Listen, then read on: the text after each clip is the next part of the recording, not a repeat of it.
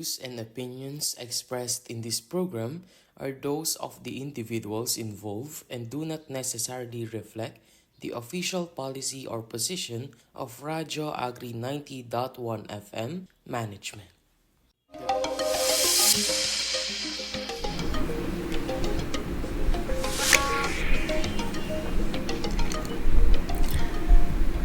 Good morning mga ka-Radyo Agri, kayo pa rin ay nakatutok sa Radyo Agri 90.1 Filmek Kasaganaan para sa Bayan.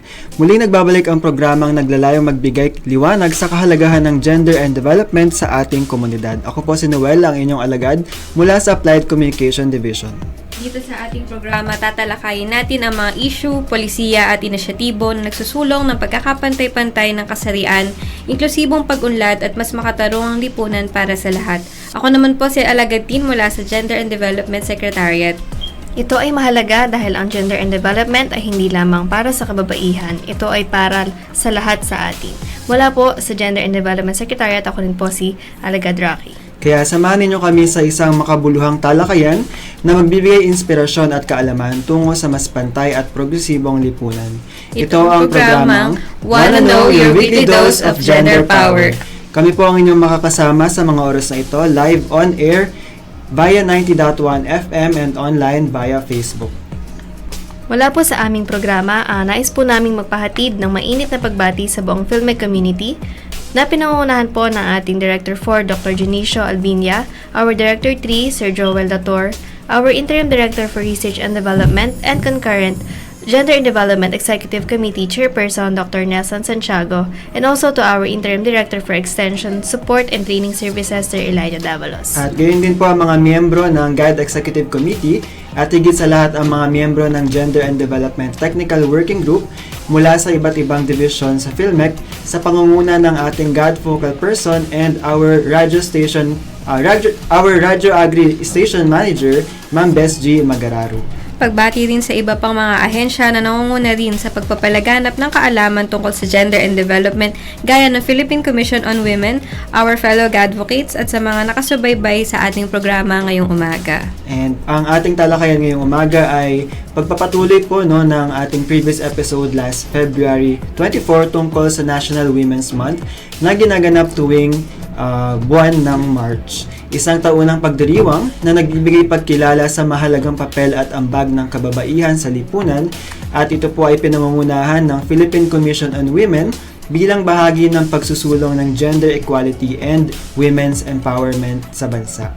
Ayan, no? So baka nagtataka yung ating mga karadyo no, kung saan nga ba nagmula itong pagdiriwang natin ng Women's Month. So, 128 taon na matapos yung ating kasarinlan, binibigyan din ng Philippine Commission on Women yung pangangailangan natin na maibalik ang lakas at kapangyarihan ng kababaihang Pilipino. At maibalik rin syempre yung pagpapahalagang umiiral bago yung ating bago tayo sakupin yung kolonyalismo, no? Kung saan may balanseng ugnayan at paggalang sa papel ng babae at lalaki sa lipunan. So, yung adhikain natin na ito ay kaakibat ng layunin syempre ng bagong Pilipinas tungo sa mas makatarungan at makabagong pagbabago sa lipunan.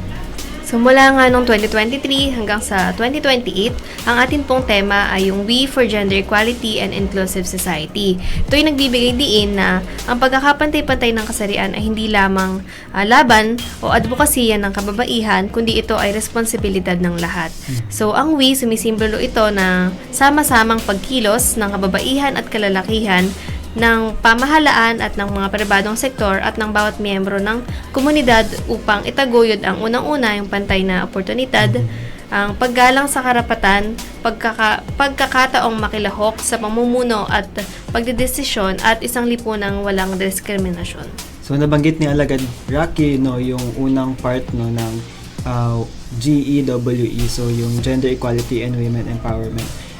At next naman yung inclusive society. So yung inclusive society naman ay tumutukoy sa lipunang walang naiiwan. So ano man yung kasarian, ano man yung edad, ano man yung kakayahan o pinagmulan ng isang tao, sa madaling salita, ang temang ito ay panawagan ng kolektibong pagkilos. Kapag sama-sama, mas makakamit yung tunay na gender equality, yung goal talaga ng campaign na ito. Yan, tama, no?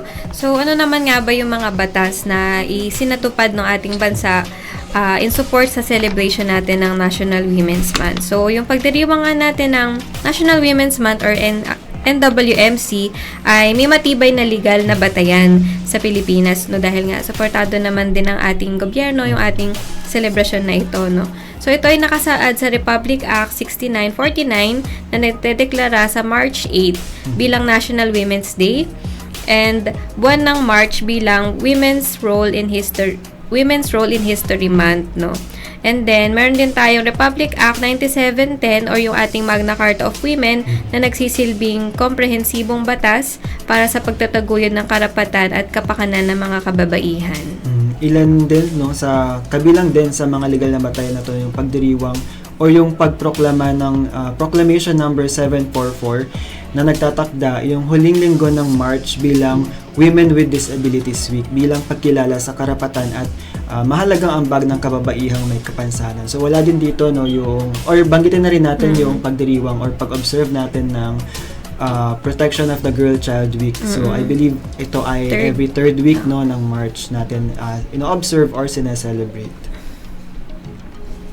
So, sa 2026 na atin pong sub-team, ang tema po ay Lead Like the Babaylands, Pilipinas. Binibigyan din nito yung pagkamit ng pagkakapantay-pantay at kolektibong responsibilidad at hinihikayat yung mga kababaihan na namumuno ng may tapat, malasakit at integridad tulad ng mga babaylan sa ating kasaysayan. So, sa kabuuan, yung pagdiriwang ay hindi lamang selebrasyon, kundi panawagan sa pagtuloy na pagkilos para sa isang lipunang makatarungan at inklusibo para sa lahat. So, yan ano. Meron din tayong 4th ASEAN Women Leader Summit na I think Pilipinas ba ang mag-chair this year, no? So, itong ASEAN Summit naman ay merong temang Shaping the Future of ASEAN, Women's Leadership in Advancing People Empowerment, Regional Security and Economic Prosperity. No? So, kung mapapansin nyo dito, people empowerment yung binigyan nila ng emphasis, hindi lang particularly sa ating mga kababaihan. So, binibigyan din ng temang ito yung mahalagang papel ng kababaihan ng mga leader sa pagsulong ng kinabukasan ng ASEAN. No? So, pinapakita din ito yung pamumuno ng kababaihan ay susi sa una, yung people empowerment nga na kasama sa tema kanina na pagbibigay lakas at oportunidad sa mamamayan upang aktibong makilahok sa pag-unlad ng lipunan. Kasi throughout these years naman yung ating tema ay we. Ang ibig sabihin ay women and everyone. So, lahat tayo kasali, walang maiiwan. Next is regional security, pagpapatatag ng kapayapaan, kooperasyon at katatagan sa rehiyon and yung syempre yung ating economic prosperity naman na nagsusulong sa inklusibong paglago ng ekonomiya kung saan meron tayong pantay na oportunidad para sa lahat.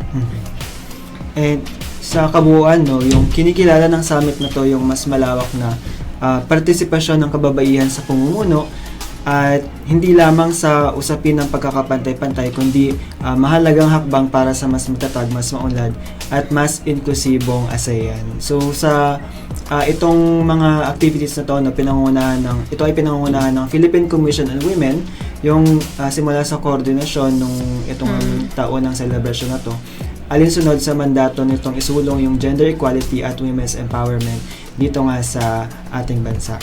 So, ayun, no, parang ang bilis, no, ng discussion natin. But we'll discuss more about our topic, mga Karadyo Agri. Stay tuned and Wanna Know will return after the break.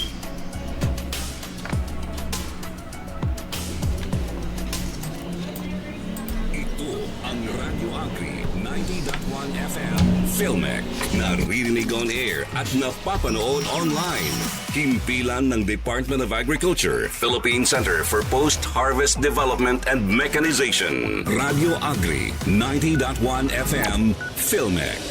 Sa Agri, ikaw ang bida sa paggamit ng agri-makinarya, tamang teknolohiya, balita at impormasyon. Radyo Agri 90.1 FM Filmec.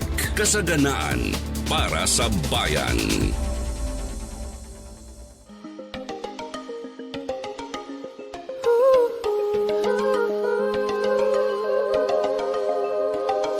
Babae ako at may silbi sa lipunan di pa aapi.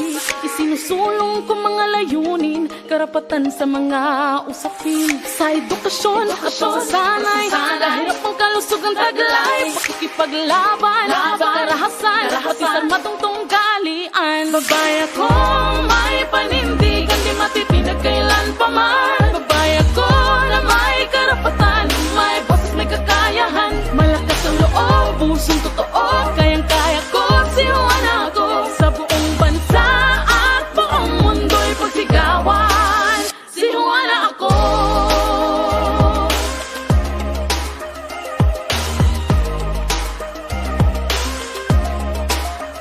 Babae ako, kayang pamunuan, magdesisyon para sa karamihan. Mekanismong dulot ay pagunlad, sa kababaihang ipatutupad. Sa usaping ekonomiya, karapatang pagtawat ng media.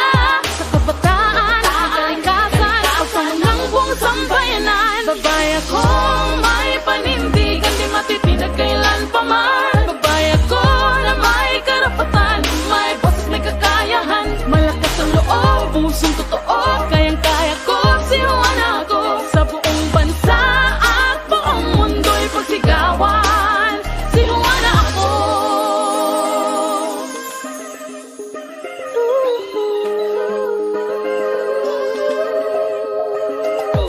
Ako si Juana, babaeng palaban, ang hamon ng buhay dito susukuan. Kung may kapal sa'yo'y nananali, handang harapin ang manang malaki. Ako si Juana, babaeng palaban, ang hamon ng buhay dito susukuan. Juana ko, si Juana ko.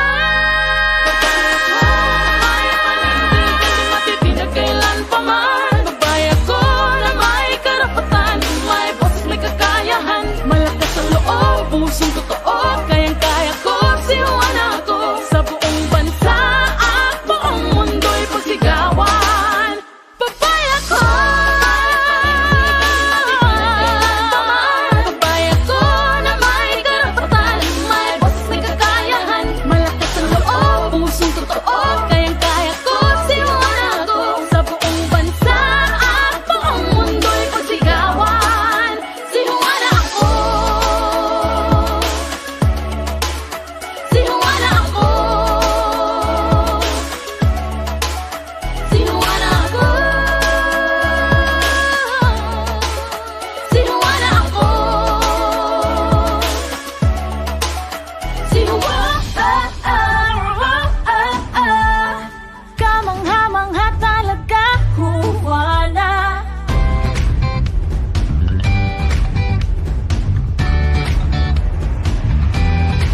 Ang kahirapan, kaya mong labanan.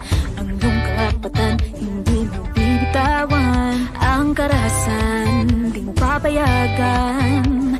Ang iyong kaalaman ay sadya mong yaman. Sa dilim mo papansin ang iyong taglay na liwanag. Kumikinang, umaapaw sa kagandahan. Sa tibay mo't husay, dalisay kang tunay. Mahalaga ka talaga sa ating bayan. Kamangha-mangha talaga, Juana. Di ka kukupas dahil ikaw ay ginto. Ginto. Ikaw ay ginto. Kapaligiran sa'yo'y mahalaga. Bigay mo ang malasakit na walang katapusan. Kalusugan mo't prinsipyo ay mahalaga. Lahat tayo pantay, hindi dapat may iba. Ang iyong kalaman di ba bahagi sa karamihan. Hindi ka panghihinaan. Kahit ang mga batang kababaihan, may taglaring kamangha-mangha. Kamangha-mangha talaga, Juana. Di ka kukupas dahil ikaw ay ginto.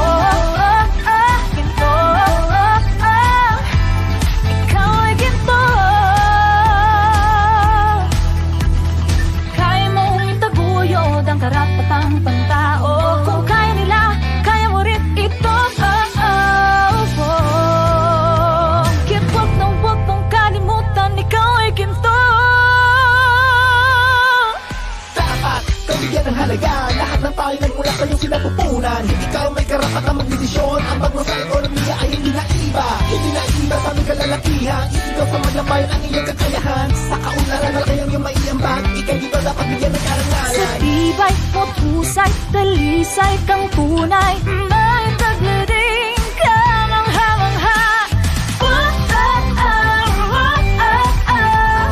Kamangha-mangha talaga, Juana.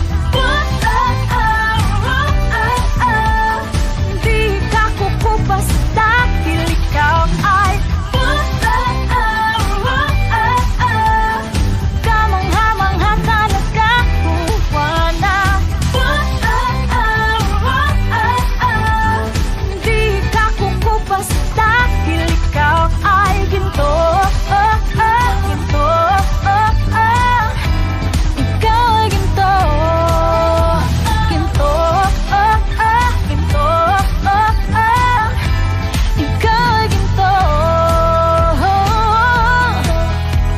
Ikaw ay ginto. Ikaw ay ginto.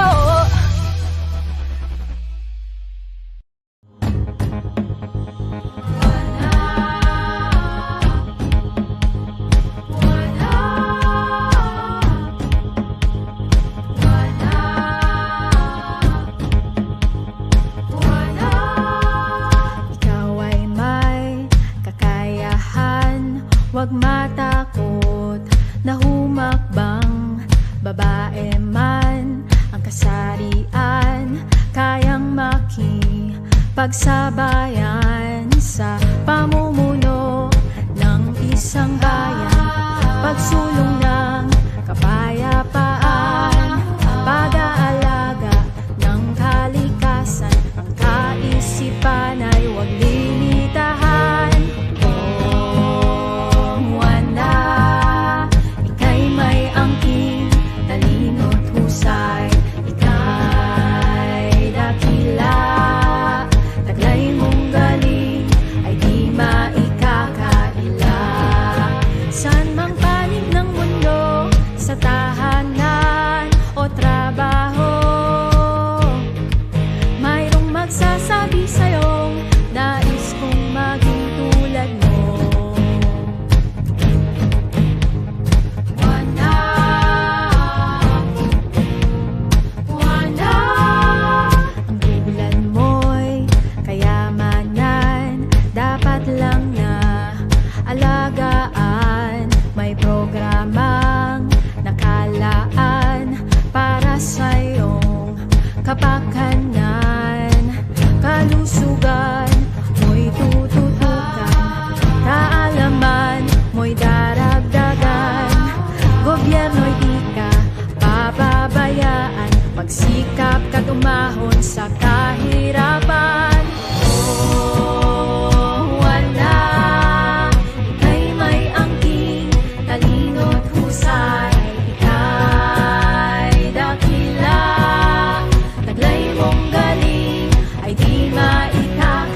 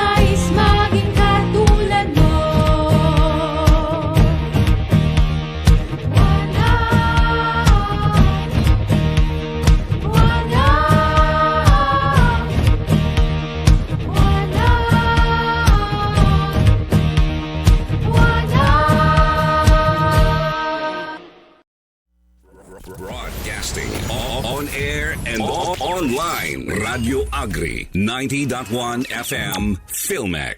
Sharing knowledge, news, and information. Empowering farmers through farm mechanization. Radio Agri 90.1 FM Filmec. A food-secured nation for everyone.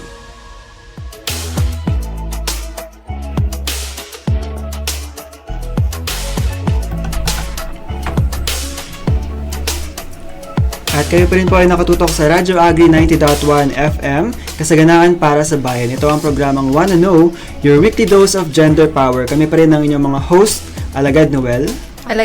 Alagad Tin. Ako po si Alagad Rocky. At kung kayo po ay may mga komento o suggestion, maaari po kayo mag-iwan ng komento or kung kayo po ay may mga katanungan o suggestion, maaari po kayo mag-iwan ng komento sa ating comment section o kaya naman ay magpadala ng mensahe sa aming official Facebook page, Radyo Agri 90.1 Filmec. And kung may mga na-miss po kayo na episodes ng Wanna Know, you can still watch through our YouTube channel, Radyo Agri 90.1 FM Filmec. So, ayan na mga karadyo. Napag-usapan nga po natin kanina yung pinagmulan ng ating pagdiriwang nitong National Women's Month, and then tinalakay natin kung ano nga ba yung 2023 to 2028 theme. Ito nga yung We for Gender Equality and Inclusive Society. And of course, nabanggit din natin yung mga legal basis o yung mga batas ng pagdiriwang na ito. And then yung ating 2023 sub-theme na Lead Like the Babaylands, Filipinas, and yung 4th ASEAN Women's Leader Summit. So for this year, ito yung mga inilatag na activities na pangungunahan or ng PCW. So una nga dyan is yung National Women's Month Kick-Off Ceremony sa March 6. Ayan, so iniimbitahan nito yung mga GFPS members na mag-attend ng kanilang kick-off sa March 6, 2026 at the Rizal Memorial Coliseum, Malate, Manila. So the event will feature messages and presentations from key leaders highlighting the national government's vision of Filipino women as powerful catalyst for inclusive growth, peace, and development in the Philippines and in ASEAN region. The whole day event will include trade and service fair, engaging interactive activities such as games, trivia, raffles, as well as cultural and artistic performances. Together, these elements create a joyful and participatory celebration that honors women's achievements, leadership, and creativity in all their diversity. So, sa atin naman, dito sa ating ahensya, nagdaos tayo ng ating sariling kick-off ceremony kahapon noong yun nga pong March 2, 2026, kung saan ipinakita din po natin yung mga activities na ilalatag natin dito sa ating sariling pong ahensya. And yun nga din no, yung paggamit ng all-women cast tuwing flag raising ceremony. So every Monday no ng March. So yan yung pasok dyan yung March 2, March 9, 16, 23, and 30. So ito yung para i-integrate no yung mga announcements tungkol sa National Women's Month celebration, yung mga reminders, mga messages of support, and yung activities during flag raising ceremonies nga. So fini-feature nito no yung mga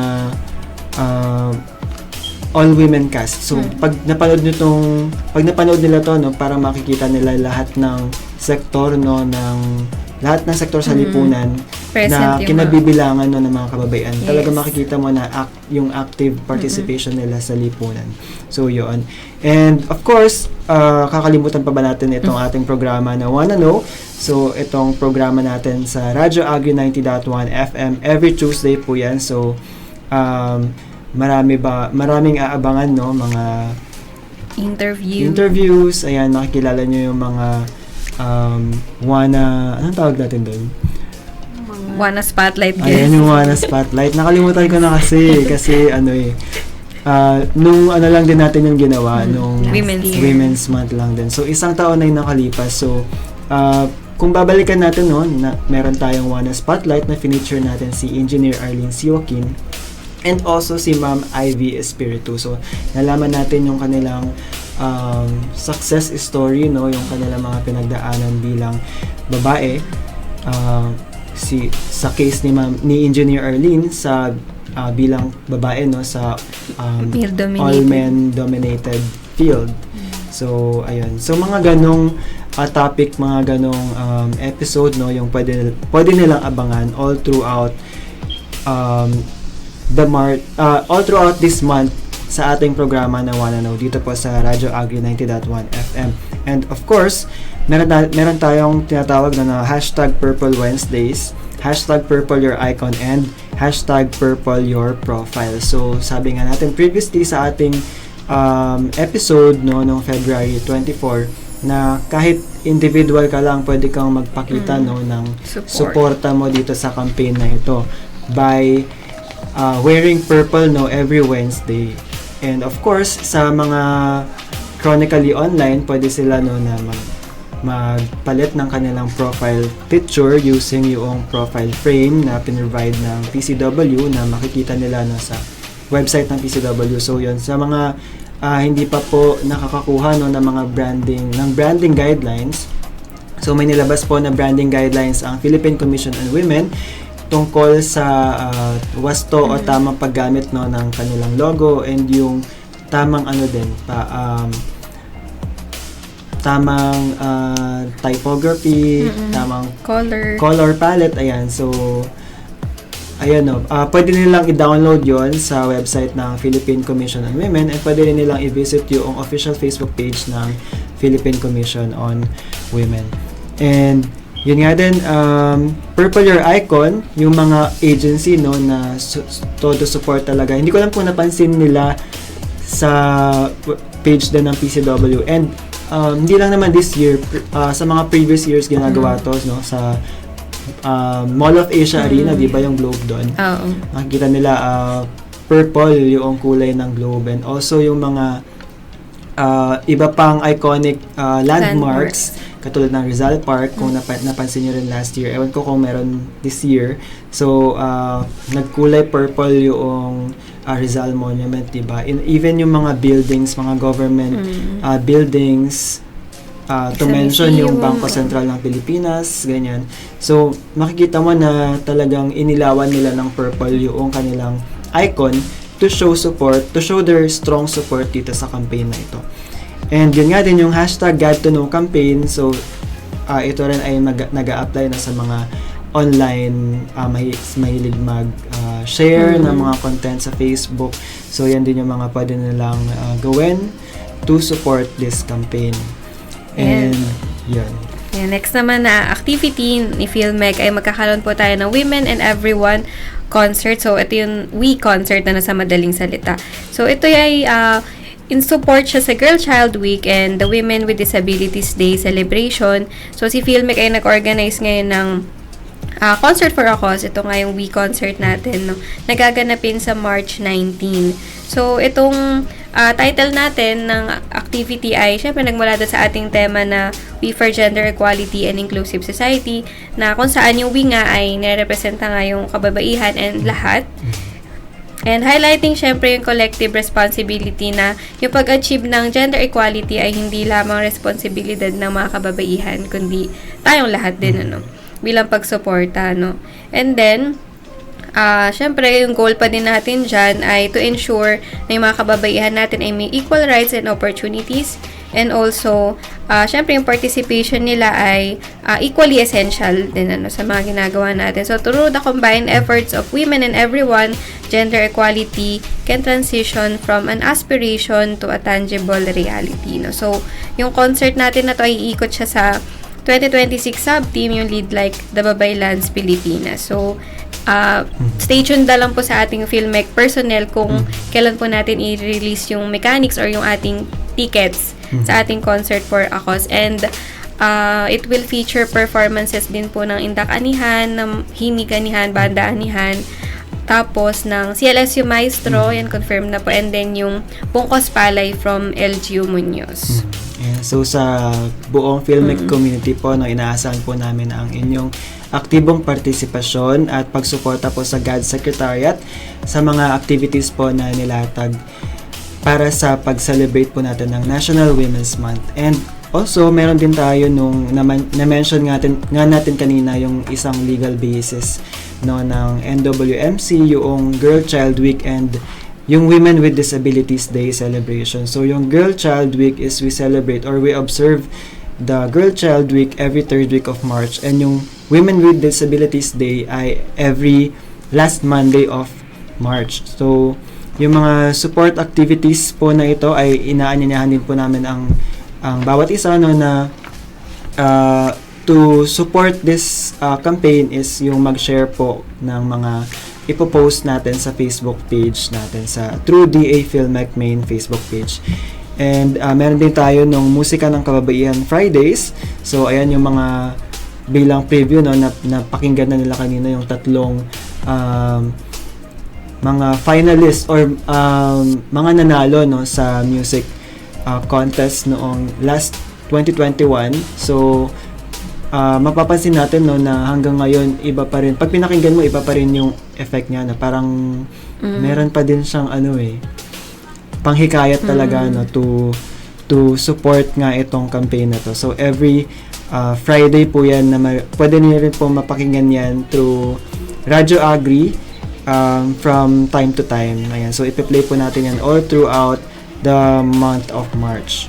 And another activity pa na Filmec is kung meron tayong We Concert, meron din tayong We Talks. So, si We Talks naman ay isang TED style, kung sa mga karadyo natin na familiar sa TED Talks. So, TED style mini conference siya na to highlight yung boses ng ating women leaders dito nga sa ating agency, no. So, magi-invite tayo ng mga outside guests na mag-share ng kanilang experiences, no, in leading. And then, syempre, i-share din nila kung paano din to nag-coincide with their personal interest or passion, no? So, isa din to sa dapat abangan ng ating mga taga-subaybay ngayong umaga. Ayan, so hihikayat din tayo ng PCW na gamitin yung kanilang official collateral designs. So, available po nga sa website ng PCW yung kanilang 2026 National Women's Month Celebration branding, banners, and collateral designs. And pwede po natin siyang ma-download and ma-share. Ganon din po yung paggamit ng official hashtag na #WeCanBeEqual to promote gender equality, inclusion, and respect for all, regardless of gender, ability, status, or circumstance. So, pwede po natin gamitin yung hashtag na ito to show our commitment to leaving no one behind and share actions advancing equality. And lastly, we can be featured sa Women's Month calendar of activities and event photos ng PCW. As an agency, pwede po natin isubmit yung ating mga activity details, yung ating pong sariling calendar, and yung mga photos din po na makukuha natin sa pagkandak po ng mga activities na to. Pwede po nila itong i-share. Pwede po nila itong i-share sa kanilang Facebook page. Ayan po, para makita rin po ng ibang mga agency o ng ibang mga tao, yun atin pong ating initiative or atin pong mga sarili nating mga activities na gagawin. And appreciation lang din, no, sa Philippine Commission on Women, kasi parang isa rin to sa mga inaabangan, no, ng bawat GAD unit. Yung makita, no, yung makita na na-feature yung activity natin sa Facebook page nila. And ayun din, makikita mo din doon sa post nila na yun na kapag parang sunod-sunod kasi yun nila pinopost, diba? So parang makikita mo na sobrang daming nakikiisa sa kampanya na ito. So, yan, to give us a short recap, napag-usapan natin nga sa activities natin for the month. Yung una, ginanap ng Filmec yung ating kick-off ceremony ng March 2 sa TMDC. And then, yung kick-off ceremony naman ni PCW sa March 6, this coming Friday na po yan. And then, yung paggamit natin ng NWMC team collateral sa flag raising ceremony ayan tuwing March 2, 9, 16, 23, and 30. And then yung Wanna Know program natin na marami nga abangan yung ating mga karadyo na mga interview sessions, no, featuring empowered women. And of course, yung ating Purple Wednesdays, Purple Your Icon, Purple Your Profile, and then yung ating hashtag God to Know campaign. And internal activities again ni Filmec is Women and Everyone Concert, and yung ating We Talks, and then yung ating Girl Child Week and the Women with Disabilities Day celebration, Musika ng Kababaihan Fridays, yung ating paggamit ng official collateral designs, use din ng hashtag na hashtag We Can Be Equal, and also yung be featured nga sa NWMC Calendar of Activities and Event Photos ni PCW. So, kung kayo po ay may mga katanungan o suggestion, maaaring mag-iwan ng komento sa ating comment section o kaya naman magpadala ng mensahe sa aming official Facebook page, Radyo Agri 90.1 Filmec. And for more gender and development updates, you can visit our official website, gad.filmec.gov.ph. At dito na nga po nagtatapos ang ating usapan ngayong umaga. Sa bawat pag-unawa sa issue ng gender, isang hakbang tayo papalapit sa mas makatarungang lipunan. Ang pagkakapantay-pantay ay hindi pribilehiyo, ito ay karapatan ng bawat isa. Patuloy tayong maging boses ng respeto at tunay na pag-unlad para sa lahat. Muli, kami po ang inyong mga alagad ng Gender and Development at ito ang programang Wanna Know, Your Weekly Dose of Gender Power.